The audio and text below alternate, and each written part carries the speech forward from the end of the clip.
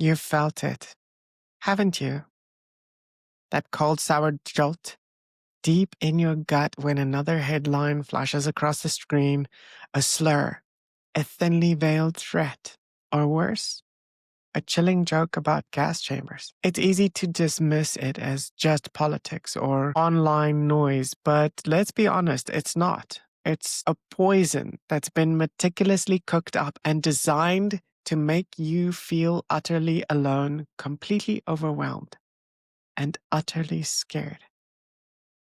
They want you to believe that this is the new normal, that resistance is futile, but here's the unexpected twist.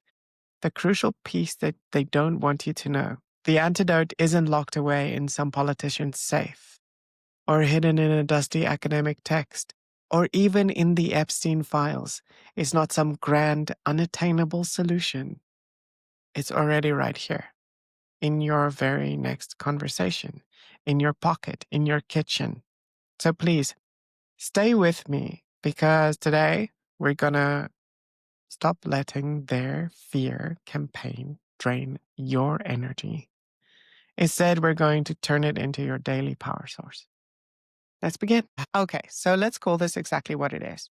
Without sugarcoating or minimizing this, we've seen the evidence, the undeniable, stark evidence. Leaked chats from leaders of the young Republican movement. And let's be clear, abundantly clear. These aren't rowdy teens or bright-eyed, bushy-tailed pep kids who are standing for or publicly shouting for the personal freedom and lower taxes. That's what they want you to think. No, we're talking about people aged 24 to 34. Individuals holding or seeking political influence. The supposed next generation of leadership of the GOP. These chats reveal a truly disturbing culture. And I studied corporate communication culture. Over 250 instances of hateful slurs, praise for Adolf Hitler, crude rape jokes, and sickening jokes about gas chambers, all within a single thread. We're talking about a state senator, a senior Trump administration advisor, people whose names appear on ballots, not just laughing along, but actively participating in venomous rhetoric. The goal here isn't shock value, but I think that's certainly achieved regardless.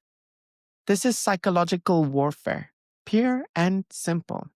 They can make you believe everyone secretly thinks this. That's the ugly undercurrent that they're trying to achieve. If they think that if they get you to think that this is mainstream, then you comply in advance. You mute your own voice. You shrink your world.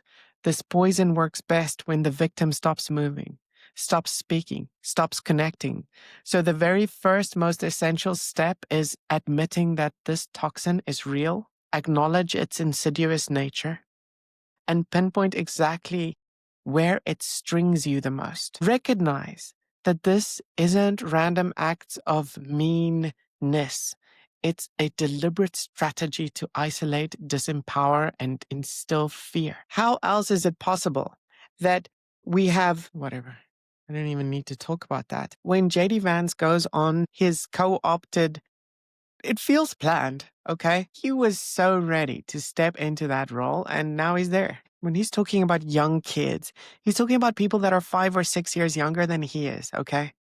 He was there just a couple of years ago. He could have been in that group chat. I'm pretty sure. I wouldn't be surprised if at some point he was, or contributed, or had a conversation with them in a different group chat. He's just as bad. So why does this shit feel so heavy? So incredibly heavy? Well, your brain, bless its ancient heart, evolved to scan for danger. It's a survival mechanism, wired to spot threats and react. Now, throw in modern technology where algorithms feed you the thing that is going to make you feel the angriest or the most anything. Okay, They scan and turbocharge the danger signal. Every push notification carrying a divisive headline, every doom scrolling session spikes your cortisol levels, your dopamine levels, everything just designed to make you feel. It's your body's primary stress hormone, cortisol. And after a week of this relentless digital assault, your nervous system can literally start treating your neighbors, your community, even strangers as threats. And you can see how this goes both ways. Right now, the attack is just at us. Here's the kicker. Fascist rhetoric doesn't happen to exploit the circuitry. It hijacks it on purpose. Like it's designed to keep you in the state of heightened anxiety, perpetual fight or flight. They win when you stay frozen, when you're too overwhelmed to act, too scared to speak up. Knowing this doesn't make your fear vanish. Of course not. I'm making this video because I am scared. And knowing this does something that can help you though. It labels the real culprit. It empowers you to know where this is coming from and that it's not just the way the world is now. Okay? It allows you to calculate strategy. Strategies can always be counter strategized. And when you understand the game, you can start to play differently. So, let's do a historical reality check. Let's put this whole thing in perspective quickly. The crucial history lesson that it's so easy to forget, the OG Nazis. The OG Nazis, the ones who truly took over cities, nations after World War I, didn't do it because they were particularly clever, and they certainly weren't online trolls. They rose to power because the societal conditions were utterly catastrophic. Economies had already collapsed, leaving millions desperate. Veterans returned from brutal wars with severe trauma and absolutely no support or care. Parliaments were deadlocked, incapable of governing, creating a power vacuum and widespread disillusionment. These people had to completely detach themselves from their own humanity in order to achieve what they eventually did achieve, survival. And those super deep traumatic wounds empowered them to be true horror-mongering fascists. Now let's look at today's wannabes. While their rhetoric is undeniably dangerous, hateful, and they are morally bankrupt with no possibility of redemption after saying those things and laughing along, they are complicit in fascism. However, their actual capacity for broad systemic power is far more limited. Most of these people, despite their aggressive online posturing and keyboard warrioring, still live with roommates. They have friends. They owe people money. They fold under pressure from HR departments, and they lose jobs once their hateful screenshots surface. They're loud, yes, but infrastructure light. They lack the widespread societal institutional support and conditions, importantly, that deep societal trauma and economic collapse enabled in the historical predecessors and what they so badly want. They just want to be part of some big, giant, victorious movement. It doesn't make them harmless, of course. Absolutely not. Their words inflict real pain, can inspire real world violence. And of course, while these soy people don't have anything, they don't have anything to stand on or trauma to draw from or disengagement to empower them, there are people that they inspire that do have those things. They're beatable, whether in the schoolyard or on a political stage. All of their arguments fall flat the moment they face anything with any modicum of intellectual capacity. And they're going to fold faster the more we do not comply. When their bluster meets consistent collective pushback, their carefully constructed facade of power crumbles surprisingly quickly. And you can see this happening in America right now. in Chicago and Portland. The beautiful thing about antidotes is that they don't always need to be invented from scratch. Sometimes they just need to be remembered, rediscovered within ourselves. You already possess 3 incredibly potent vials of this antidote: knowledge, action, and connection.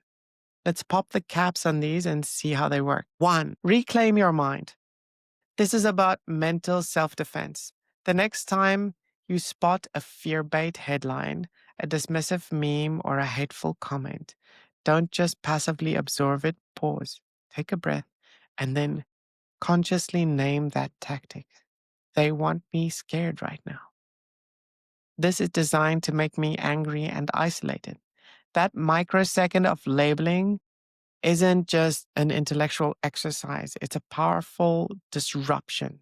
And it interrupts that attack. It's what neuroscientists call the amygdala hijack, that automatic instinctive fear response that bypasses rational thought. By naming the tactic, you pull yourself out of the emotional quicksand and back into a place of agency. You reclaim control over your own mental landscapes, refusing to be a passive recipient of their engineered fear. It's a small act of rebellion, but it's a profound one, and it can help you reclaim your next move. Anxiety thrives on inaction. It tells you the problem is too big, that you're too small. But action, even the smallest kind of action, is a powerful counterforce. Pick just one. Next right thing you can realistically finish before dinner tonight. Maybe texting a friend to check in, planting a small herb in a pot, donating $5 to a cause you believe in, or leaving a supportive comment on this video. For real though, leaving a supportive comment on an article that you appreciate. The magic here isn't just about the outcome of the action. It's about the act of itself, just being yourself, and being able to fight is going to slowly empower you more and more and more. Action absorbs anxiety. It's not just a feel good pep talk, it's neuroscience. And when you move, you shift your focus from remuneration to engagement, from helplessness to efficacy. You prove to yourself in a tangible way that you are not. Reclaim connection. The poison's most insidious lie is you are alone. You're the only one who feels this way. Everybody else is just like what they are. And that's just not true. It's a deliberate attempt to shred the societal fabric that protects us. So counter lie it daily. Make a conscious effort to connect, even in the smallest ways. Say hello to the cashier.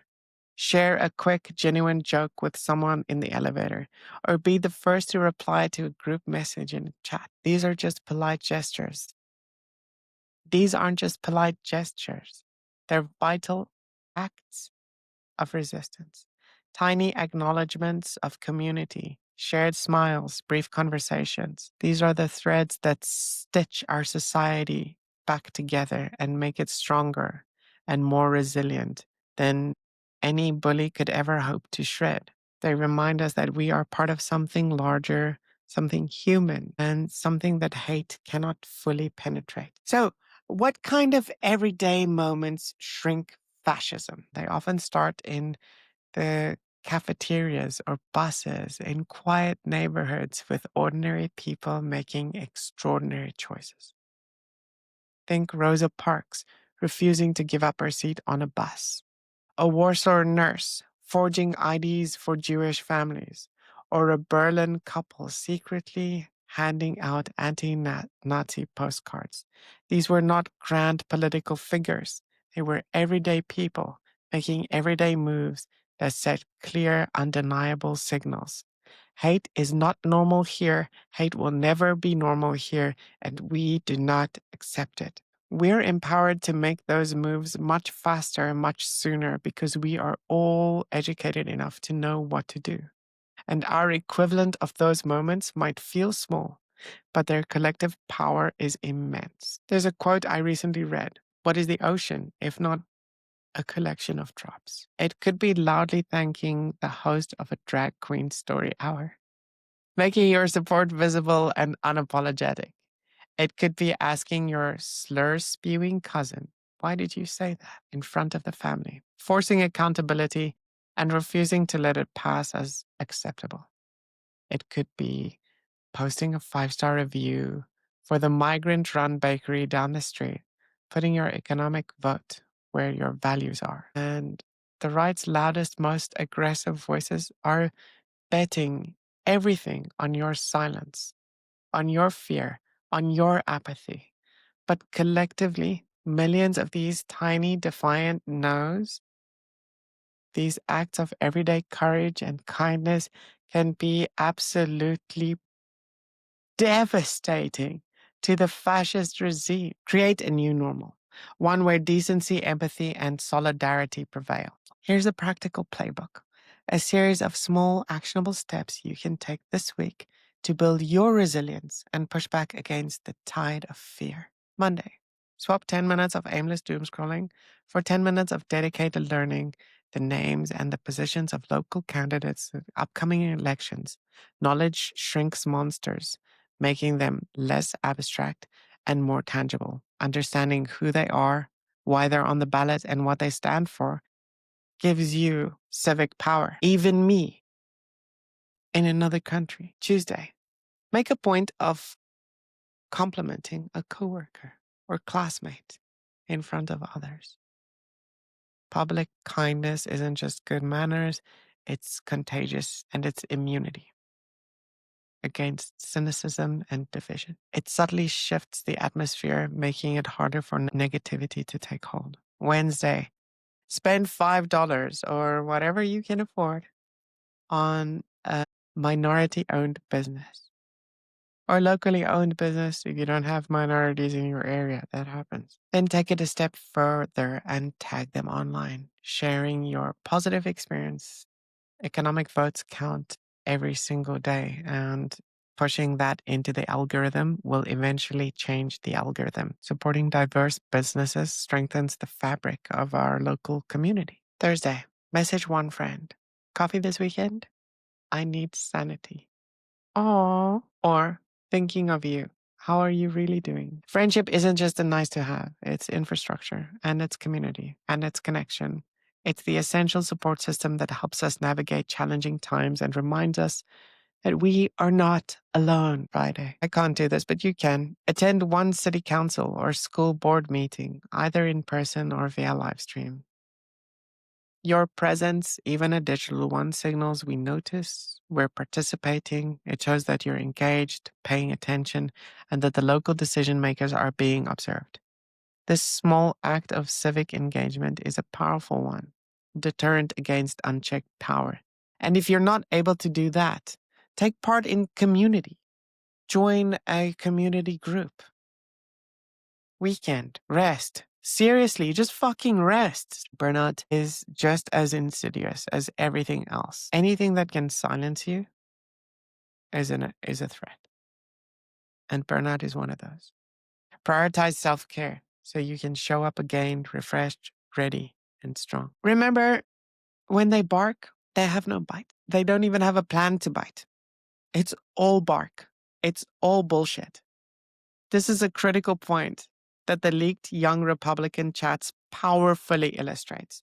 Remember all that hateful, violent, dehumanizing rhetoric, the praise for Hitler, the rape jokes, the calls for violence. Well, what happened when those messages saw the light of day?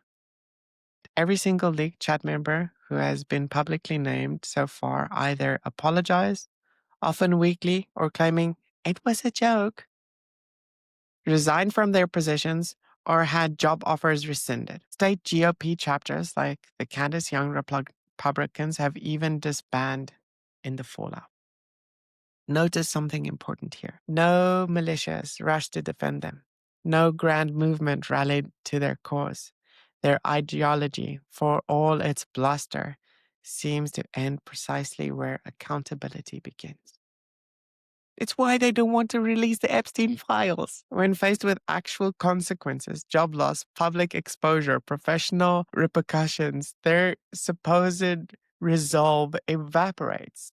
Vice President J.D. Vance, in a stunning display of minimization, tried to downplay these messages as mere edgy, offensive jokes from young people letting off steam. We all know that's bullshit. None of them were young. They're not much younger than he is. It's a joke. These weren't just kids. They were adults in position of influence or vying for influence. And their jokes had real world consequences for them and for the GOP because they had to minimize their future. This stark contrast highlights the barking dogs with no bite reality. They rely on assumption that you'll be too scared to, too intimidated, or too busy to challenge them. But when you keep receipts, forward screenshots, tag employers, and demand accountability, you unleash a disinfectant stronger than any debate. Sunshine plus consequences equals real world change. If anything resonated with you today, if you got even a flicker of value from this, please hit that share button right now. Don't do it for me. Do it for the person in your feed who thinks they're utterly alone in fear, who feels overwhelmed and silenced. One simple click from you can be the antidote dose across their screen. A small but vital reminder that they are, in fact, not alone. I know what some of you might be thinking. Let's tackle a few common concerns head on, because these are precisely the dots designed to keep you frozen. But I'm shy. I'm not a public speaker. That's perfectly fine. You don't need to start by leading a rally. Start online. Amplify others' voices. Share articles, retweet positive messages, or comment in support of someone else who's speaking out. You can be a powerful force of good without ever stepping onto a stage. Build your confidence by lending your support to those already in the front line. But my town's too red. I feel like an outsider. Geography isn't destiny. Any political labels don't define every interaction. Every town, no matter its political leanings, has a library, a local sports team, a community bake sale, a volunteer group. Show up there, engage with people on shared interests, build bridges, and find common ground. Not everybody in the GOP is a Nazi, and a lot of them believe that there are no Nazis. Build bridges with them. It's often in these apolitical spaces that genuine connection and understanding can quietly grow, eroding the divisions of hate that it relies upon. But I'll say the wrong thing. I'm afraid of making a mistake. Pursuit of perfect fluency can often lead to paralyzing silence. It's anxiety, and it's designed to keep you quiet. It's what they want. It doesn't matter if you make mistakes. Just say what you need to say. Silence is a luxury we cannot afford. No one expects you to be an expert. Good faith combined with a healthy dose of humanity beats silence every single time. It's okay to stumble, to learn, to adjust, to change. What matters is the willingness to engage, to try, and to stand for what's right, even when it's imperfect. Let's make this concrete right now. Comment below with the tiniest act you'll do today. Maybe it's I'll text my mom, or I'll read that article. Writing it down publicly doesn't just hold you accountable like we want to hold them accountable.